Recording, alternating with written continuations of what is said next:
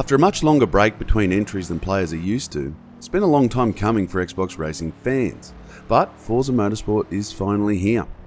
What originally started as Xbox's answer to Gran Turismo became a franchise that blossomed into its own unstoppable juggernaut. That includes a successful spin-off that's probably even more popular than the core franchise.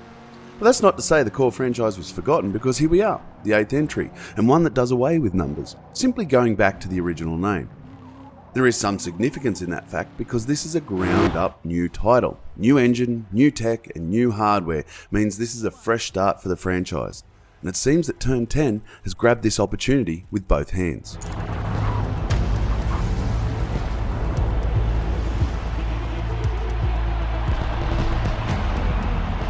For those that never jumped in, or for those that only know Forza from the wider appeal of Forza Horizon, Forza Motorsport is a racing game that takes on the sim mantle for Microsoft's supported systems. This isn't about collecting cars and racing around stunning scenery on public roads. This is a pure sim-style racing with events focused on improving driving at every single turn. This is a game that accepts your abilities for what they are, but at the same time pushes them forward. It guides them, it teaches them, until you reach the pinnacle of your racing powers. This is a game that wants you to get better, to be the ultimate driver, and it does everything it can to make sure that happens.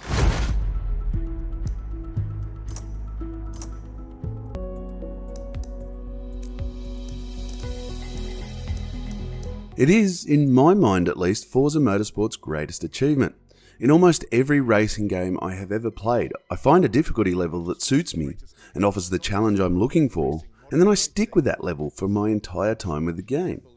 With Forza Horizon and its massive suite of ways to adjust the difficulty, I found myself constantly pushing that challenge up just that little bit each time I race, because I was becoming a better driver. Forza teaches these driving skills in some interesting ways. Firstly, there is a race section mechanic. This breaks each track down into sections, and racers are graded out of 10 for how well they complete each section.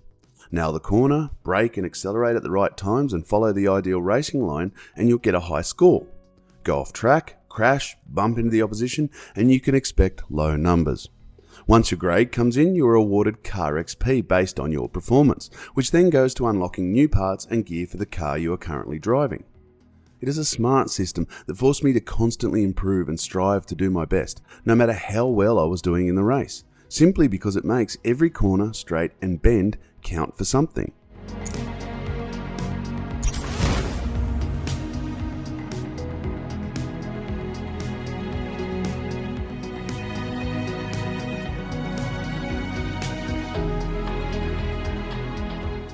The second way the game encouraged me to up my driving abilities is the ease at which adjustments to the level of challenge can be made, and the rewards for doing so. There are a host of ways to make things tougher or easier. You can adjust the AI skill, change your position on the starting grid, toggle cosmetic or realistic damage, engage driving assists, or switch to a manual car. All of these things can be done between each and every race, and every time a player makes things tougher, they get improved rewards at the end of the event. By giving players all of these options that are so easily accessed, it really allows racers to tweak things to suit, increasing the challenge where they're doing well without making things they are struggling with too tough.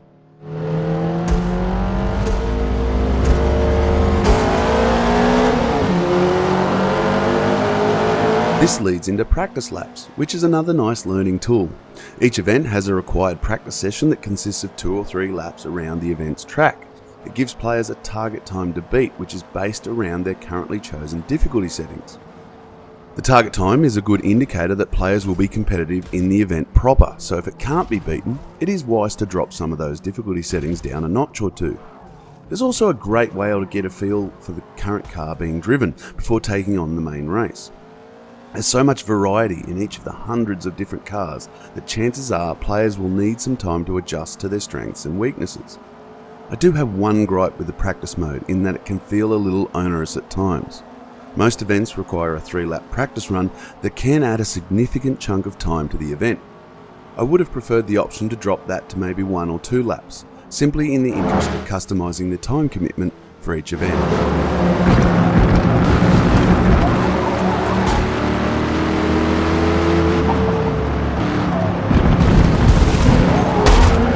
Speaking of cars, well, there are a metric ton of them to choose from, but that's no surprise for this sort of game. The new tech that the game is built on really makes these speedy and not so speedy machines come to life though.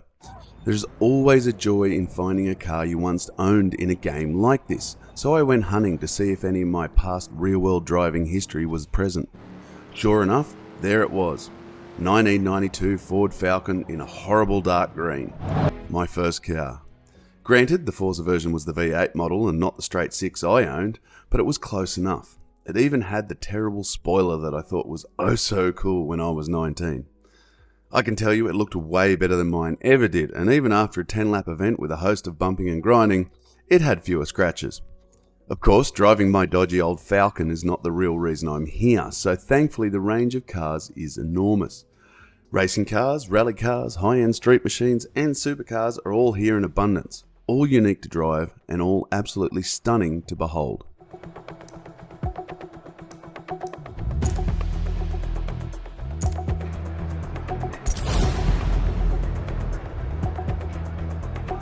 I have to continue to rave about the new tech that this game is built on.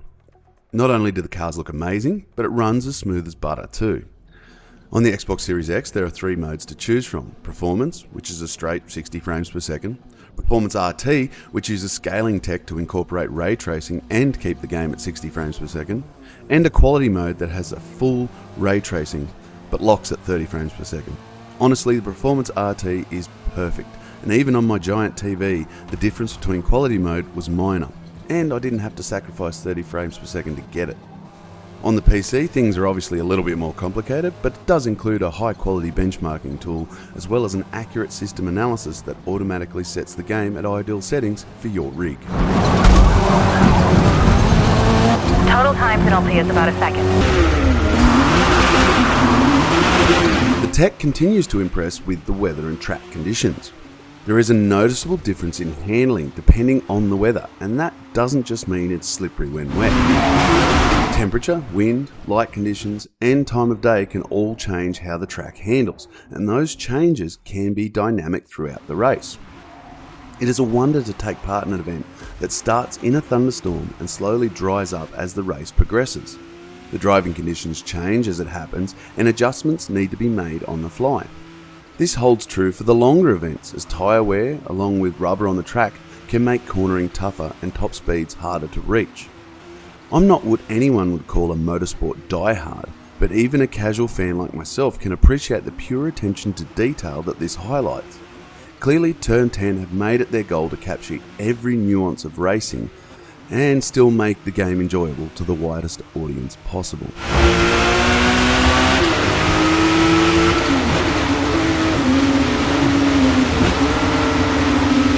Next on my list of things I want to talk about is possibly a little bit more based on a personal taste, and that is the UI and its associated menus. Simple and utilitarian is the best way to describe it. There are no fancy locations to visit like Gran Turismo, and there are no showrooms to ogle cars. This is a straight up menu with ease of access to the things that matter most, the racing and the car customization. I like it, but others may find it a little bland. Speaking of menus, one of the truly exciting things is the complete lack of microtransactions. That's not to say that they won't come down the track, but as of right now, there are no transactions being shoved down your throat, something that Forza Motorsport has been guilty of in the past.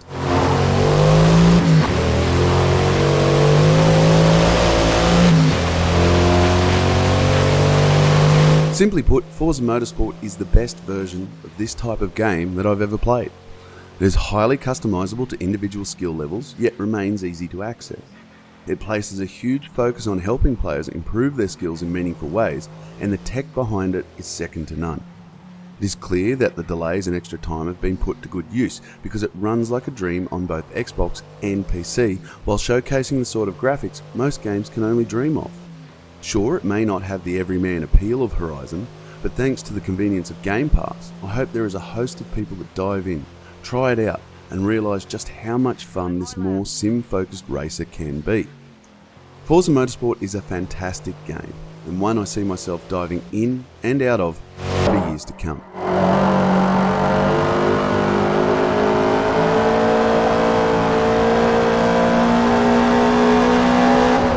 Special thanks to Xbox Australia for early access to Forza Motorsport. Make sure you head over to player2.net.au to check out the full written review of this game. And if you like what we do, make sure you click the link above to see more of our video reviews and previews on our Player 2 YouTube channel. Thank you for joining us, and we'll catch you next time on Player 2. Bye.